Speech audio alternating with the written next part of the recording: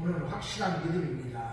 특별히 이제 오늘 다니엘 4장의 말씀을 통해서요, 이제 이야기식으로 오늘 본문을 살펴보도록 하겠습니다.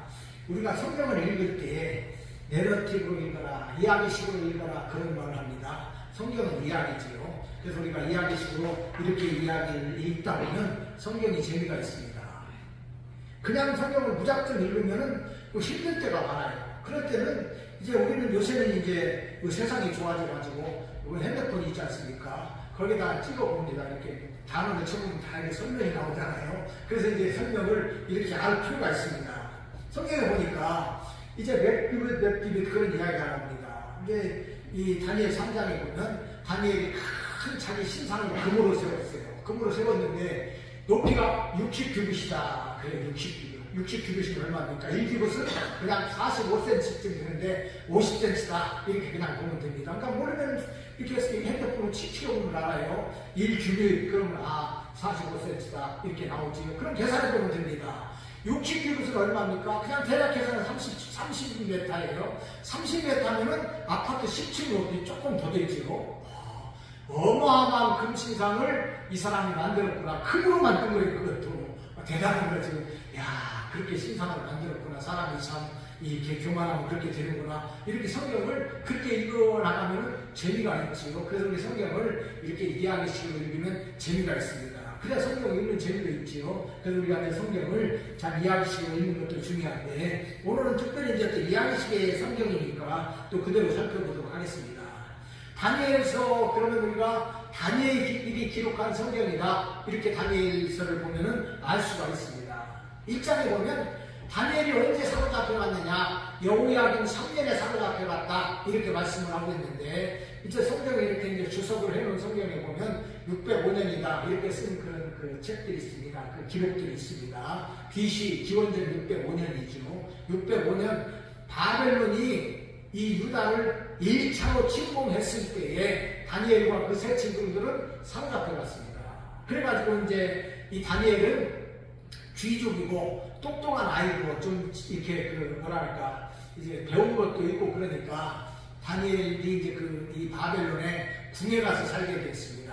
뭐 궁에 가서 사는데 뭐 대단하게 살고 왕자로 살게 했겠습니까? 환관이에요, 환관. 환관으로 살게 되었습니다. 환관으로 사는데 그 삶이 한편 생각해보면 귀찮은 삶이기도 합니다. 뭐 자기 나라에 살지 못하고 귀족이었던 다니엘이 다른 나라에 포로로 잡혀가서 환관의 삶을 사는데 그 삶이 뭐 즐거운 삶이겠습니까? 마지못해서 사는 삶이지요. 그런데도 불구하고 다니엘은 믿음을 지켰습니다.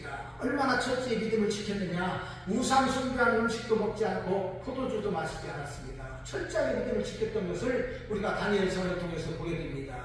뿐만 아니라 하루에 3번씩 하나님 앞에 기도했다는 거예요. 이방 나라에서 하나님 앞에 3번씩 하루에 기도한다는 것은 목숨을 걸지 않으면 할 수 없는 일입니다.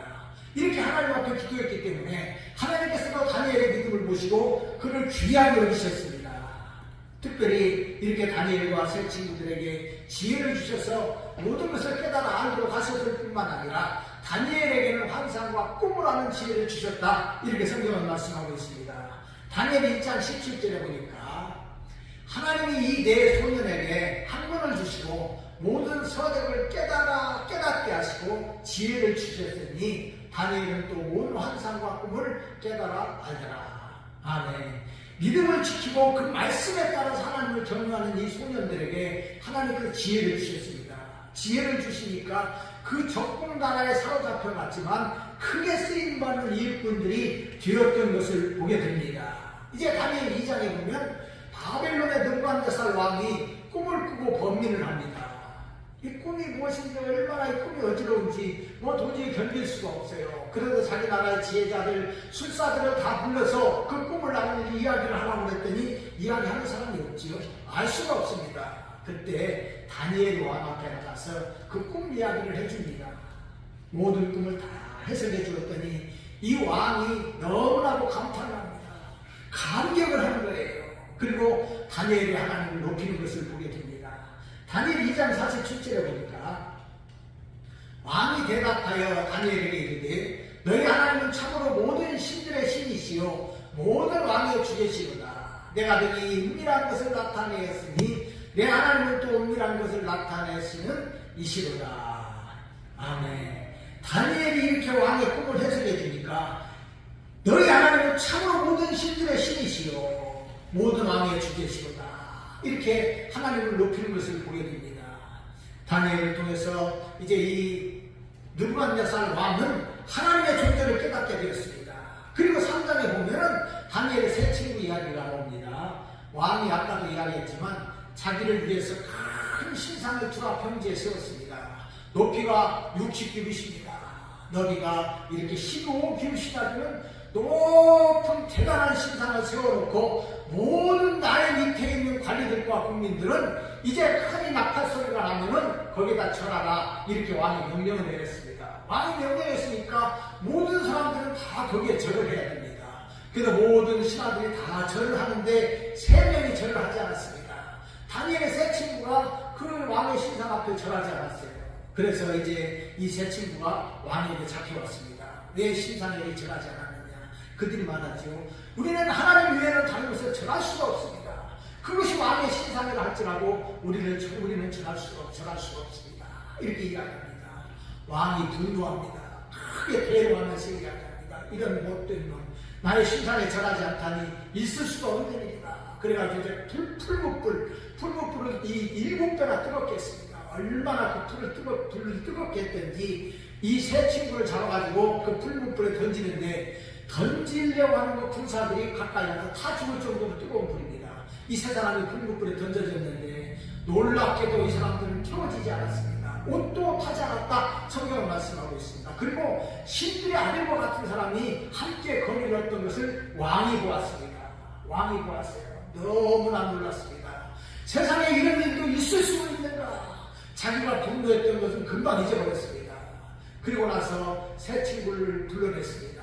그리고 나서 이제 그가 하나님의 존재를 깨닫게 됩니다. 하나님을 찬송한다고 말합니다. 다니엘 3장 28절에 보니까 느부갓네살이 말하여 이르되 사드락과 메삭과 아벳느고의 하나님을 찬송할지로다. 그가 그의 천사를 보내사 자기를 의뢰하고 그들의 몸을 바쳐 왕의 명령을 거역하고 그 하나님밖에 다른 신을 섬기지 아니하며 그에게 절하지 아니한 종들을 구하셨도다. 아멘. 이 느부갓네살은 자기 신상에게 절하지 않은 이 세상을 보고 분노했습니다.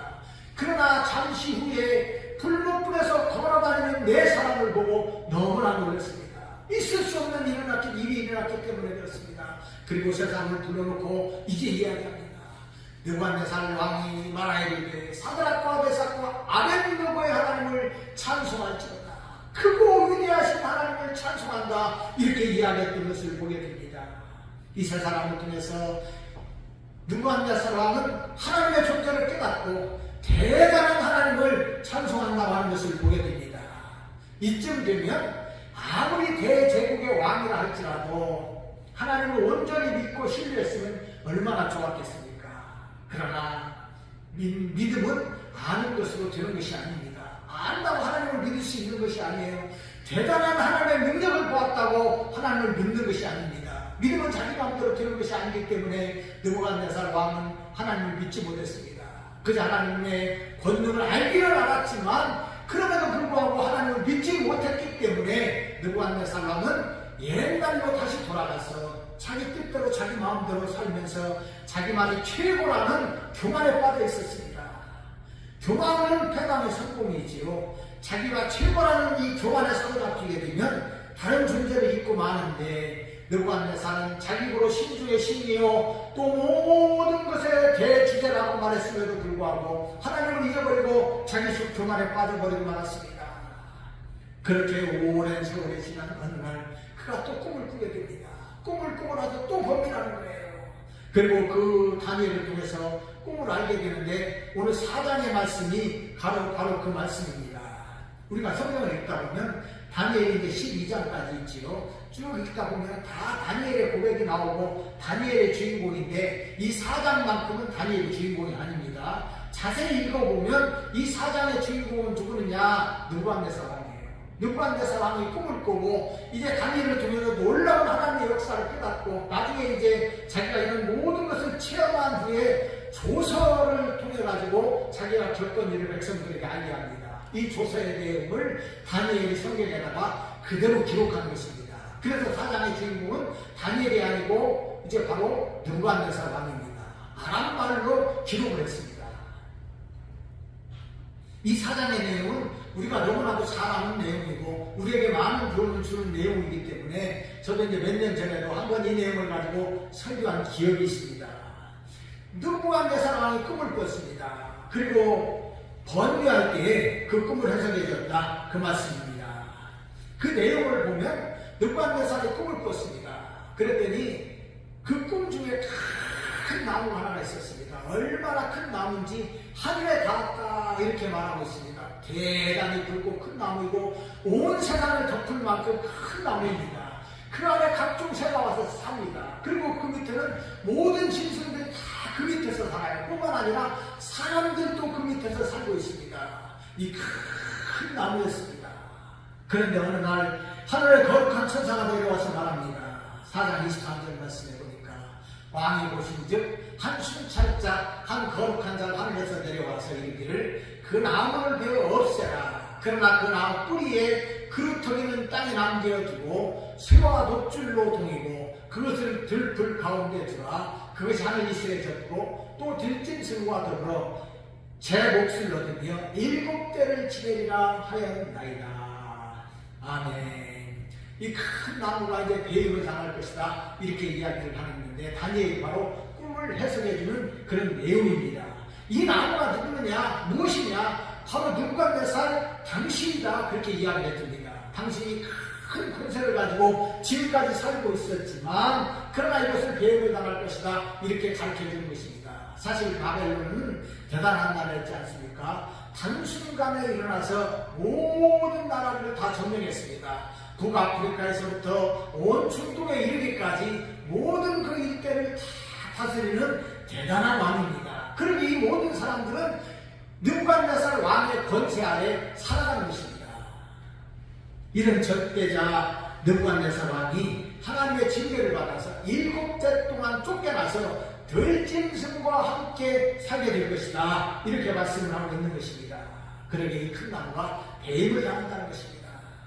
남은 자를 주시는 하나님은 교만한 느부갓네살이라도 다시 사용하시는데 7대 후에 그를 다시 사용하신다 이렇게 말씀해주고 있는 것을 보게 됩니다. 사실 여기에는 하나님의 사랑이 있습니다. 악한 자, 교만한 자를 물리치시는 하나님이시지만 그러나 다시 한번 기회를 주시는 하나님의 은혜를 우리가 찾아보게 됩니다. 다니엘이 바로 이것을 말하면서 기회를 주실 때에 하나님 앞에 잘하라, 회개하라 이렇게 이야기하는 것을 보게 됩니다. 27절 말씀입니다. 그런데 왕이여 내가 아뢰는 것을 받으시고 공의를 행함으로 죄를 사하고 가난한 자를 긍휼히 여김으로 죄악을 사하소서. 그리하시면 왕의 평안함이 혹시 장구하리이다 하니. 아멘. 교만한 이 느부갓네살 왕에게 하나님께서는 이 꿈을 보여주셨습니다. 왜 보여주셨느냐? 회개하라고 12날의 기회를 주시면서 그 교만함을 버리고 하나님 앞에 돌아와서 회개하라 이런 의미에서 그에게 꿈을 보여주셨습니다. 하나님은 느부갓네살 왕을 사용하셔서 악한 유다를 권하셨습니다. 악한 자라도 쓰시는 하나님이신 것을 보게 됩니다. 그리고 유다 백성들이 바벨론에서 살도록 하신 것입니다.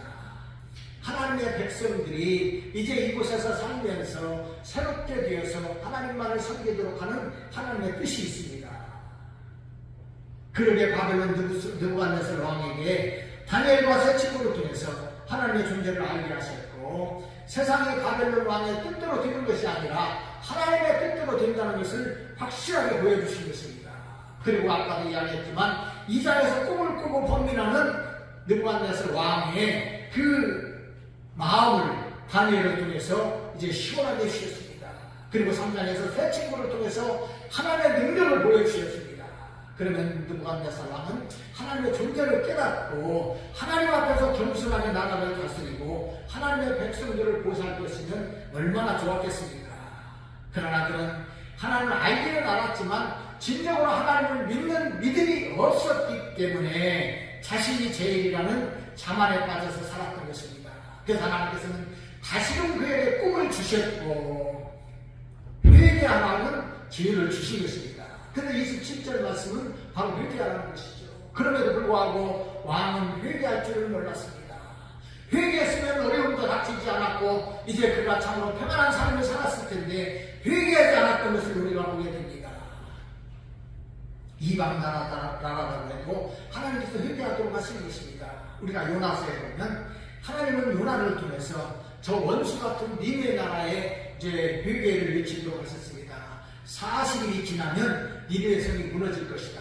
그러니 회개하고 하나님 앞에 돌아오라. 이렇게 요나를 보내서 회개를 외쳤습니다. 그런데 놀랍게도 니느웨 성 백성들이 회개했습니다. 니느웨 왕도 회개하고 하나님 앞에 돌아왔어요. 놀라운 일이 일어났습니다. 하나님께서는 이방인들이 했지만 그들의 회개를 받으시고 용서하셨습니다. 그리고 은혜를 베풀으셔서 그 나라가 망하지 않고 하나님 은혜 속에 살도록 하셨던 것을 보게 됩니다. 그러게 능력몇 왕도 회개의 기회를 주셨을 때 회개했으면 얼마나 좋았겠습니까? 그러면 그 나라가 평안하고 자기도 잘 지냈을 거 아닙니까? 그런데 그는 회개하지 못하고 하나님이 주시는 12가지 율법을 그냥 지내버리고 말았습니다. 그러기에 하나님께서는 그에게 징계를 내리셨는데 28절로 29절 말씀입니다. 이 모든 일이 다 느부갓네살 왕에게 임하였느니라. 12달이 지난 후에 내가 바벨론 왕궁 지붕을 거닐세. 아멘. 하나님의 경고를 무시한 1년의 세월입니다. 교만한 상태로 자신만이 최고라는 자부심을 가지고 그냥 그 세월을 보내버렸습니다. 그리고 교만한 자답게 높은 곳 왕궁 지붕에 올라가서 모든 이 토성을 바라보면서 교만한 말을 하게 됩니다. 그의 교만한 말은 그 말 속에 들어있는데 30절 말씀입니다. 30절 말씀에 보니까 나 왕이 말하여 이르되 이 큰 바벨론은 내가 능력과 권세로 건설하여 나의 도성으로 삼고 이것으로 내 위엄과 영광을 나타내는 것이 아니냐 하였더니. 아멘. 여기는 그의 마음의 상태가 나옵니다. 나 왕이 말하여 이르되 나 왕 최고다. 내가 대단한 왕이다. 천하에서 나보다 더한 사람은 없다. 내가 대단한 사람이다. 내가 이 큰 바벨론을 내 능력과 내 권세로 이루었다. 그래서 나의 도성을 삼은 것 아니냐. 그래서 내 영광을 나타낸 것이다. 이렇게 자만함으로 가득 차서 이제 자기 말을 했던 것을 보게 됩니다. 주어는 무엇이냐? 나입니다. 나라는 거예요. 내가 최고라는 거예요. 이것이 바로 세상 사람들의 특징이기도 하고 권세자들의 특징이기도 합니다.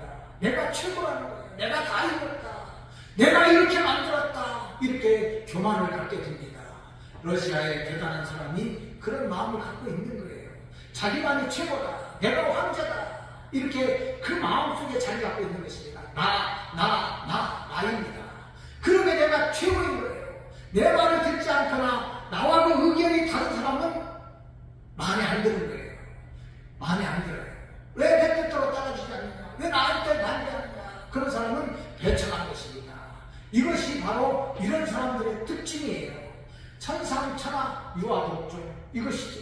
그러나 독재자들만 그러겠습니까? 예수님의 그 마음 가운데 없는 사람들은 다 똑같습니다. 자신이 최고예요. 세상의 중심은 나입니다. 내가 절대자입니다. 나와 그 의견이 다른 사람들은 마음에 안 드는 거예요. 이것이 바로 불신자들의 세계이기도 합니다. 그러기 이 사람들의 주인은 나입니다. 인생의 주관자도 나입니다. 세상의 모든 중심이 나라는 거예요. 왜 그렇습니까? 하나님을 모르기 때문에, 믿음이 없기 때문에, 세상의 이치를 알지 못하기 때문에 자기가 최고라고 생각을 하는 것입니다.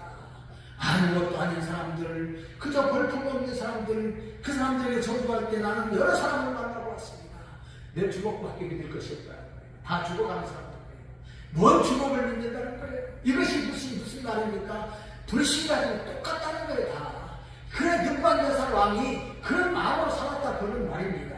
그렇기 때문에 하나님께서 경고하시는 그 경고가 그에게 임했습니다. 32절 말씀 보겠습니다.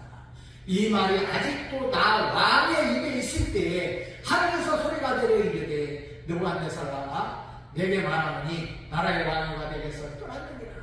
교만한 말을 할 때 하늘에서 음성이 들립니다. 느부갓네살아 내게 말하니 나라의 왕이가 너에게서 떠나갔다 하나님 말씀하고 있는 것입니다. 경고가 임했다는 말입니다.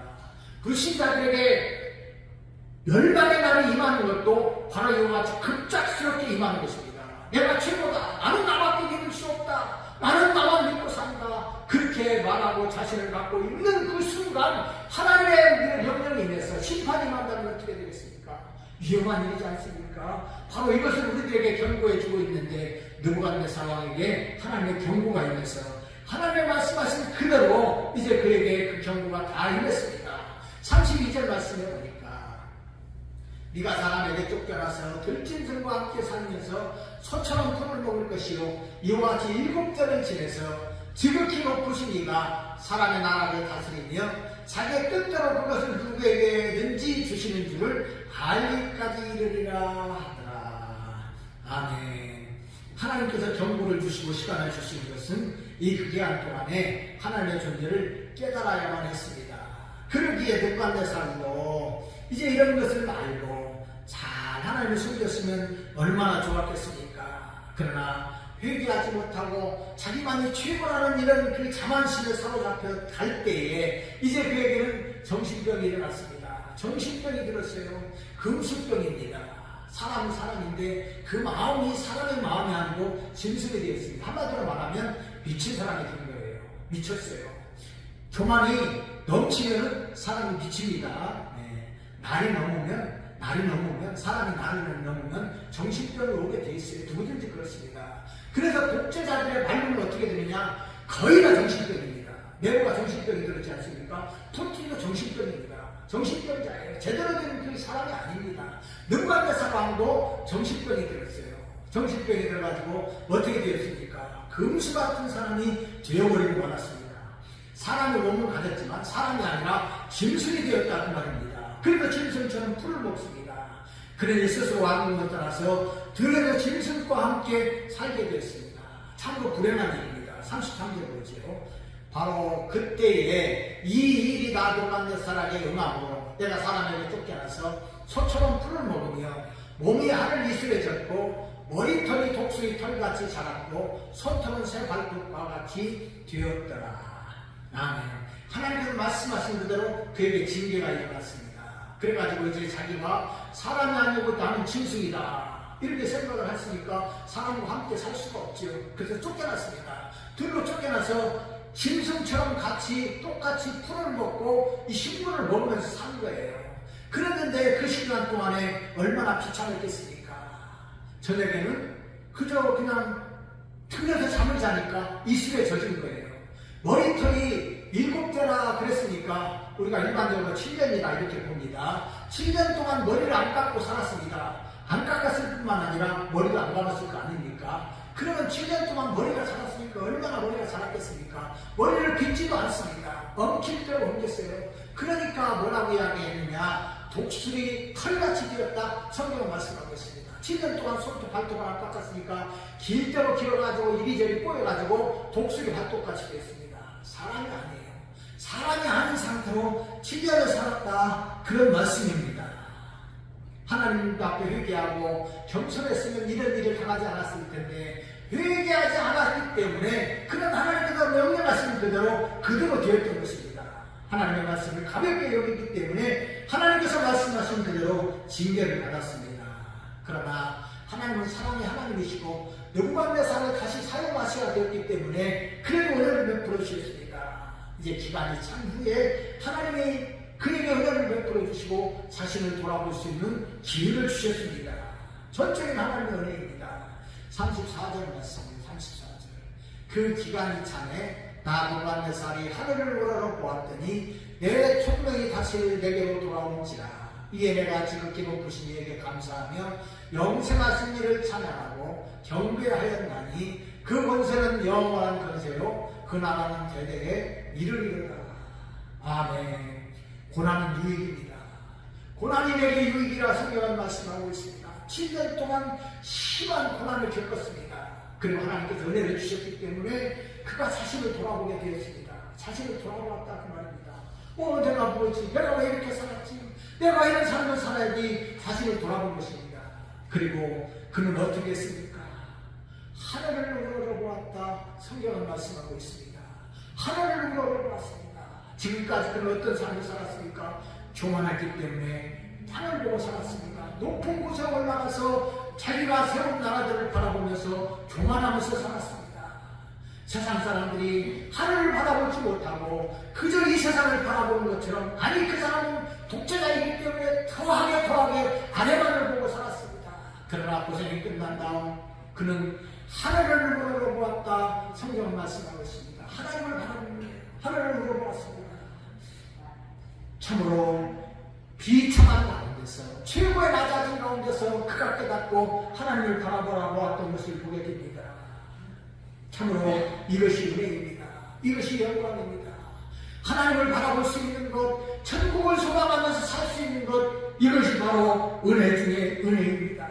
그러기에 미친 사람처럼 살았던 이 사람이 이제 정신이 온전해졌습니다. 마치 거라사 지방에 7 귀신이 들려서 자기가 어떻게 사는지도 모르고 다 옷을 벗어버리고 소리 지르면서 짐승 같은 모습으로 살았던 거라사인의 그 사람이 예수를 만나서 새로운 사람이 되었던 것처럼 느부갓네 사람도 이제 온전한 사람이 되었습니다. 미친 사람에서 짐승 같은 모습에서 이제 새로운 사람이 되었습니다. 그는 진정으로 하나님을 알게 되었습니다. 고난을 통해서 자신을 발견했기 때문에 전능하신 하나님을 알게 되었습니다. 그리고 찬양하고 하나님을 경배했습니다. 할렐루야. 얼마나 은혜입니까? 그가 비록 하나님의 은혜를 깨닫고 이제 하나님 앞에 감사하며 영생하시는 하나님을 찬양하고 경배하였다. 이렇게 말씀을 하고 있습니다. 진정으로 하나님의 놀라운 은혜를 깨닫게 되고 하나님을 경배하는 사람이 되었던 것을 보게 됩니다. 우리가 이 사건을 통해서 깨닫게 되는 것이 무엇입니까? 첫 번째로는 무엇을 깨달아야 되느냐? 우리의 믿음이 확실한 믿음이어야 된다는 이야기입니다. 아는 것에 또 넘어가야 됩니다. 알기만 하면 안 되는 것이죠. 확실하게 믿어야 됩니다. 그래서 나를 낮추고 나를 위해서 죽으신 예수님을 나의 주님으로 확실하게 믿고 의지해야 되는 것입니다. 우리가 예수님을 나의 주님으로 고백했으면 예수님께서 내 인생의 주인이 되어야 됩니다. 나의 주님으로 예수님을 모시고 오직 그분의 뜻에 따라서 살아가는 것입니다. 말씀의 첫자를 신중해야 됩니다. 그러면 확실한 믿음 가운데 살게 됩니다. 아까 우리가 이제 찬송도 불렀지만 죽음 앞에 두려워하는 자 다 예수님 앞에 나와야 됩니다. 확실한 믿음이 있으면 죽음의 원수도 두렵지 않습니다. 세상의 어떤 것도 두렵지 않습니다. 이렇게 사는 사람들에게 하나님이 확실한 은혜를 베풀어 주십니다. 그러므로 확실한 믿음을 갖기를 바랍니다. 두 번째로 회개의 기회를 주실 때는 회개해야 됩니다. 우리가 예수님을 믿는 것은 무엇이냐? 반드시 회개를 전제로 합니다. 우리가 우리의 모든 죄를 회개하고 우리가 예수님 앞에 나가서 예수님을 믿는 것입니다. 그러기에 구원은 회개를 전제로 하는 것입니다. 베드로도 예수님을 만났지요. 예수님께서 그에게 이야기했습니다. 깊은 곳에 그물을 내려서 고기를 잡으라. 예수님 말씀하셨습니다. 예수님의 말씀에 따라서 깊은 곳에 그물을 내렸더니 놀랍게도 많은 고기가 걸려왔습니다. 그물이 찢어질 정도로 많은 고기가 잡혔습니다. 그가 지금까지는 겪어보지 못한 일입니다. 능력의 주님을 그가 발견했습니다. 주님을 만났습니다. 그리고 주님 앞에 엎드려서 고백합니다. 주님, 나는 죄인으로서이다. 나를 떠나소서. 나는 죄인입니다. 베드로가 이제 주님을 만나고 나서 자신이 죄인임을 깨닫게 되었습니다. 그리고 자신이 죄인임을 깨닫고 회개하고 오직 주님만을 의지한 사람이 되었던 것처럼 우리는 또 그런 삶을 살아야 된다. 그런 말씀입니다. 하나님이 이런 사람들에게 은혜를 베풀어 주십니다. 고난도 어려움도 물러가게 하십니다. 회개하는 사람이 하나님 앞에 쓰임을 받는 것입니다. 그래야 정결한 삶을 살기 때문에 그렇습니다. 그러므로 회개의 기회를 주시면 회개하고 거룩하고 순결한 삶을 살아가시기 바랍니다. 세 번째로 하나님은 자기 백성들을 위해서 이방인도 사용하신다는 말씀입니다. 하나님을 회개하고 예수 믿고 구원받은 사람들을 하나님의 자녀로 삼아주셨습니다. 그리고 하나님의 자녀를 얼마나 사랑하시는지 모릅니다. 그러기에 때로는 악한 사람도 악한 나라에 사용하시는데 바벨론의 느부갓네 사람도 사용하시겠습니다. 사실 유대인들의 입장에서 보면 느부갓네살 왕은 원수 중에 원수입니다. 자기 나라를 멸망시키고 그 민족을 다 포로로 끌어갔습니다. 얼마나 원수 같은 사람입니까? 그럼에도 불구하고 하나님께서는 느부갓네살 왕을 사용하셔야만 자기 백성들을 구원할 수 있기 때문에 느부갓네살 왕을 사용하신 거예요. 그래서 다니엘을 통해서 새 친구를 통해서 하나님의 존재를 깨닫게 하시고 그에게 꿈을 주시고 7년 동안의 힘든 일을 겪게 하시면서 하나님의 존재를 깨닫고 하나님을 찬송하고 하나님을 경배하도록 하시겠습니다. 왜 그렇습니까? 하나님의 백성들을 보호하시고 하나님의 백성들을 잘 살도록 하셔야 했기 때문에 느부갓네살 왕을 사용하셨던 것을 보게 됩니다. 느부갓네살 왕의 회개와 겸손 그리고 하나님을 찬양하는 것도 다 하나님의 백성들을 위한 일입니다. 하나님이 사랑하시는 백성들을 위해서 그를 사용하신 것입니다. 뿐만 아니라 나중에는 하나님께서 이방의 왕 고레스를 사용하셔서 이스라엘 백성들을 자기 나라로 돌아오게 하셨던 것을 우리가 보게 됩니다. 하나님의 백성들을 위한 하나님의 사랑이 있습니다. 하나님의 은혜입니다. 오늘날도 똑같습니다. 하나님은 구원받은 우리들을 위해서 악한 자도 사용하시고 대통령도 사용하시고 주변의 나라들도 사용하시는 것을 보게 됩니다. 그러므로 우리 하나님의 은혜가 여기에 있습니다. 말씀을 냈습니다. 하나님은 오늘도 구원받은 하나님의 백성들을 위해서 세상과 역사를 주관하십니다. 때로는 힘들고 어려운 일이 있어도 성도는 결코 잘못되지 않는 것은 하나님의 보호하심이 있기 때문에 그렇습니다. 그러므로 우리는 확실한 믿음을 가져야 됩니다. 어떤 경우에도 흔들리지 않는 믿음이 우리에게 있어야 됩니다. 우리 주님이 우리를 위해서 십자가에 죽으셨습니다. 그래서 우리를 사랑하시고 우리들을 구원해 주신 것입니다. 그러므로 예수님을 내 인생의 주인으로 모시고 오직 주님을 위하고 하나님의 영광을 위한 삶을 살아가시기를 바랍니다. 하나님의 은혜와 축복이 우리 모두와 함께 하시기를 우리 주님의 이름으로 축원드립니다.